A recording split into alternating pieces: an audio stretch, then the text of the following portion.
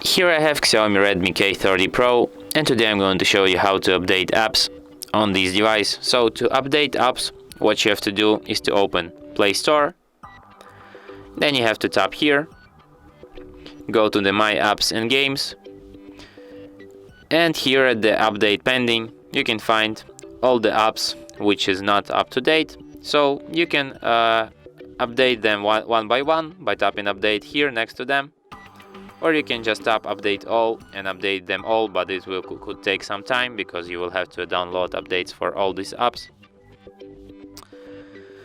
And that's it. Thanks for watching. If you find this tutorial useful, don't forget to hit that like button and subscribe to our channel.